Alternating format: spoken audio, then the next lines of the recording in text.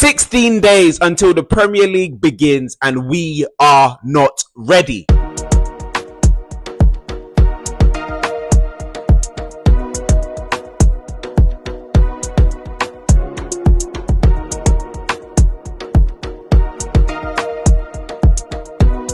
Yes, people there, I hope you are all blessed and well. Welcome back to RASenal TV and welcome back to the RASenal Transfer Center. People, we are one away from 300 subscribers, so what are we doing? Make it done. If you are new, make sure you subscribe to the channel and make sure you smash a like on the video. As I said, people, we are not ready. We lost 1-0 to Tottenham yesterday. It is a preseason friendly, so I'm not losing my mind. Obviously, the team that played yesterday, the team that started yesterday, won't be the team that is starting on the first day of the Premier League season. It won't even be the team that will start against Tottenham when we face them in a couple of months' time.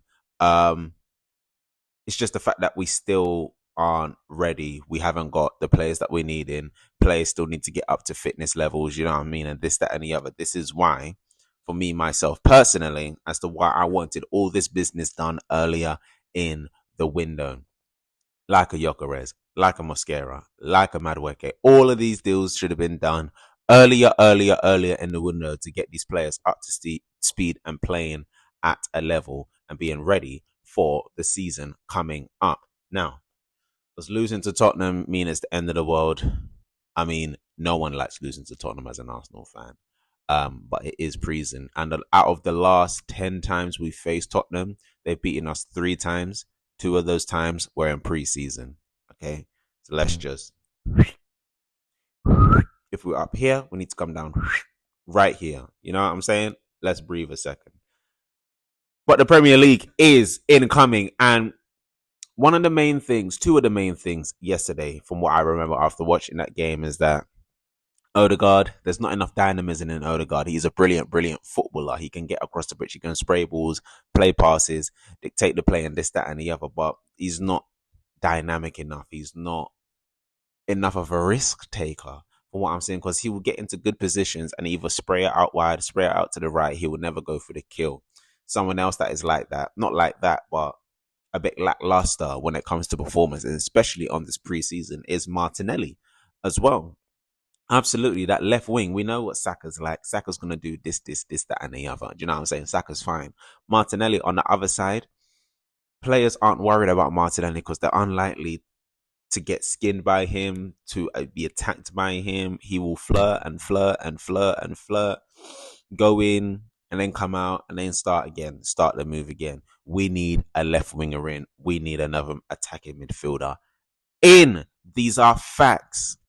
These are absolute facts. So, with the left winger situation, we know that Trossard went off injured yesterday, which is pretty annoying. And if his injury is significant, he's not going anywhere this transfer window. So, we need to see what happens with the Trossard injury as well.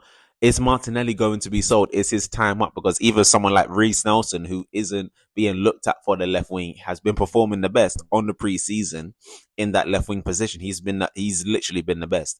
And he is right and left-footed as well, which is a big help. So that should be a damning indictment on a Trossard and a Martinelli, who are Arteta's main options for that left wing as well. The person that we're going to be selling or sending on loan is Reece Nelson to Fulham, and he's looking the best right now.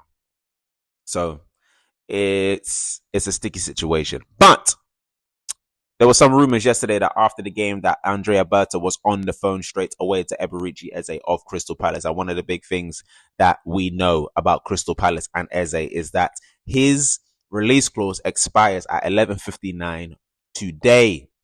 The release clause expires today, which means that Arsenal, after today, definitely won't have to pay the 68 million release clause that Crystal Palace want to be paid. Arsenal want to pay that fee, or the fee for Eberechi Eze, lower than 60 million. They value him at lower than 60 million, probably around 55 million, 58 million pounds, which would be a decent transfer in my opinion. Up to 70 million, that's close to 70 million.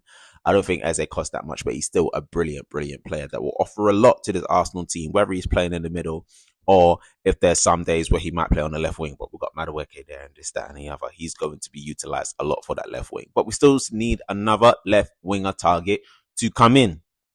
And I feel like this is another reason why Arsenal are trying to keep that fee for Eze down. so they can also keep some of that money for another transfer. Still need to get players out. Absolutely. I'm not worried. Timber's back in training. Gabriel will be back in training soon, and so will Calafiori. Saka was seen to be hobbling when he got back on the bus, but I think Saka will be okay as well. We have Villarreal next week as our next preseason game, so there's a bit of a break now. I have a bit of a break now until our next match game of football. But ideally, between now and Wednesday the 6th, this Eze, we need to be moving. We need to be moving on this Eze deal. Get Eze in, get outgoings out, and then spend the last few weeks of the transfer window trying to get that Rodrigo deal over the line. Vieira needs to leave. Nelson looks like he's going to leave. Zinchenko, Trossard, Sambi Lokonga, a lot of players still need to leave this club. So that's going to be very, very key over the next few weeks. So people, it's been a short one. Apologies I couldn't get out a reaction video, a match reaction to the Tottenham game yesterday. Very, very busy with work yesterday, but at the same time, I did watch the game. Like I said, I watched the game, but yeah, it was a bit manic yesterday. But we are back, and we'll be back tomorrow with another RASenal Transfer Center. So make sure you subscribe to RASenal TV. Make sure you smash a like on the video. Make sure you comment down below, and we'll be back tomorrow. Love and guidance, people. Peace.